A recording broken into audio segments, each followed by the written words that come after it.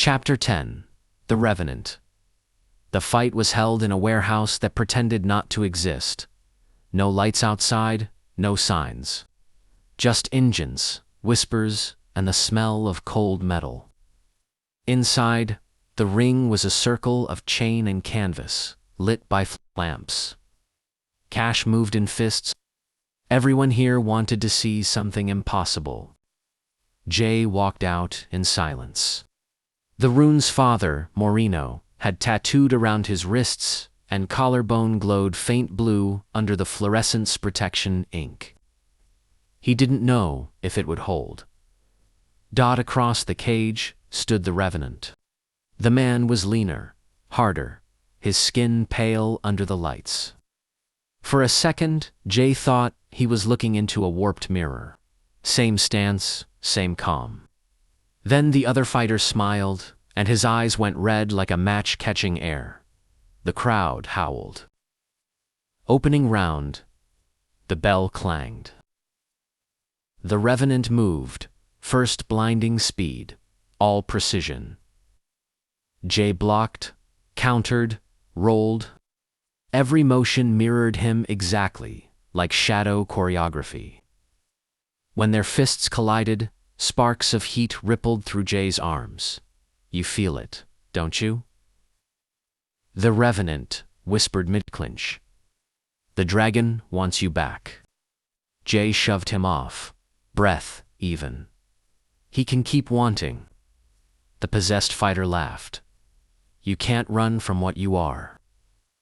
They collided again, kick, throw, reversal. Jay's body remembered more than he ever learned, but the Revenant knew every answer. It was like fighting a memory that hated him. The shift. Halfway through the round, the temperature plummeted. Frost laced the cage bars. The lights flickered red. The crowd fell silent, confusion twisting into unease.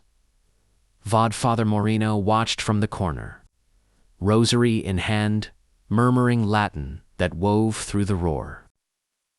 The Revenant's voice deepened, doubled. He made you from my marrow, little brother. Jay's knees almost buckled under the weight of the sound. The runes on his skin flared, fighting back the invisible pressure pressing at his chest. He remembered Moreno's warning. If it speaks, don't listen. Strike through the voice. Jay inhaled once, centered, then launched forward faster than fear. The rune light extended down his arm as he struck, palm open. Directly over the Revenant's heart, a shockwave rippled the canvas. The red light guttered, leaving smoke. When it cleared, the other fighter was on his knees, trembling, eyes ordinary again. He looked up at Jay, confused human. What was I? Jay said softly. Free? Aftermath? No referee called it. The crowd didn't know what to cheer for. Jay walked out through them like a ghost. Outside, the night was rain and sirens far away. Moreno met him by the exit. You saw what possession makes of men, the priest said. And you saw what faith can unmake. Jay flexed his hands. The runes dimmed to silver scars. He said the dragon made me from him.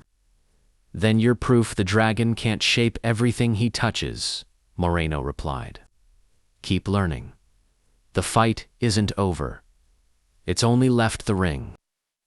Jay glanced at the skyline neon bleeding into storm clouds, and felt the mark on his chest pulse once, like a heart that wasn't his.